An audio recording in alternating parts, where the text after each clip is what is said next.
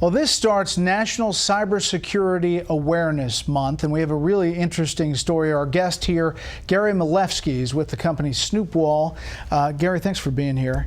It's an interesting and alarming story that you have about this study. I think this is bigger than Ebola right now because 500 million people are infected and they don't know it. But it's not them, it's their smartphones. So tell me the breakdown. How does this happen? So let me give you an example. If you went to the hardware store, you'd buy a flashlight and you'd turn it on and you'd use it to find your car keys at night or to do some work. We've all installed a flashlight app on our phones. This is the app that you put on and it just goes up. It's a flashlight. Exactly. And instead of being a normal flashlight, when you hit the on button, this flashlight app is kind of like a real flashlight from the hardware store, except it was made by Mr. Gadget. And it opens up and it says, Brett, can I have your name, address, credit cards, bank account information, family photos, videos, where you're located right now, and all your friends and contacts, and can I send that out over this little satellite dish attached to the flashlight? You probably wouldn't buy that flashlight and you wouldn't hit the on switch. But that's what's happening? That's what's happening. The top 10 flashlight apps today that you can download from the Google Play Store are all malware. They're malicious, they're spying, they're snooping, and they're stealing. So where does that information go? What happens to it? So I've been tracking down where it goes, and I've found 3 countries so far: China, India, and Russia. And they use it for various purposes, I guess? They use it pretty much, it seems, for criminal purposes, but if a nation state wants to collect a lot of information on Americans, this is a great way to do it because everybody installs a flashlight app. So what do you tell people? Don't install flashlight apps, period?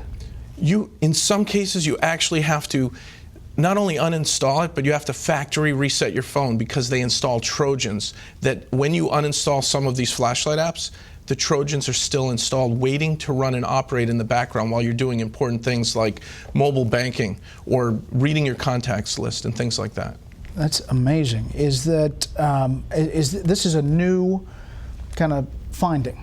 It's a new finding. So at Spyware, I had my team do a vulnerability assessment of the top 10 flashlight apps, and we created a threat report, which we put on our website, that shows that because this is the most downloaded app, I was always wondering why things were happening in an odd way on my phone, where my GPS was being activated and my contact list. So I had my team look into it, and we discovered this. This is brand new information.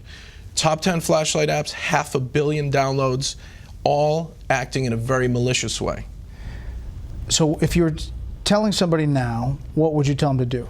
Drop that app and restart your phone? Drop the app, go back to where you bought your phone and ask them for help on a factory reset. Back up your contacts before you do a factory reset. Back up just core information that's important to you, maybe some family photos and your contacts list. And then really just go for a factory reset, which wipes all the hidden data areas where the malicious Trojans are getting installed. Now, are you hearing anecdotally that this is happening? People saying there's something weird's going on, or I mean, obviously you did your own investigation, but are people reporting it? People reported this to the FTC, and the number 2 flashlight app was sued by the FTC, and they just recently settled. They had 50 million downloads at the time, and Brightest Flashlight, which most of us have on our smartphones, had to, in the settlement, agree to put up a privacy policy before you run their app. The privacy policy, Brett, is 25 pages of legalese saying, yes, we spy on you, yes, we geolocate you, yes, we want your mobile data off your phone. We want all this info, accept or don't run our app. And most people don't read it and they hit accept. That was their settlement with the FTC.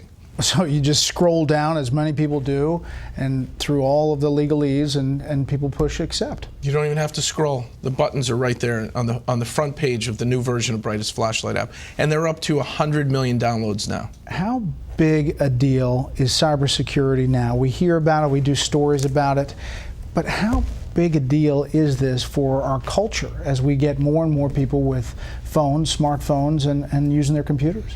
I'm worried about kids, teenagers, families that, you give your kid an iPad or a Droid tablet and you let them play and they install apps that do these things, that geolocate your children.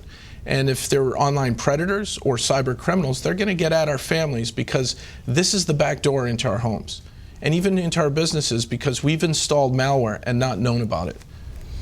So you would recommend going to the hardware store and getting the flashlight instead of actually getting the app? Get a real flashlight, or look for a flashlight app that's under 100 kilobytes, because the ones that spy on you, it tells you their file size, they're 1.2 megabytes to 5 megabytes. Those are big files to just turn the light on and off.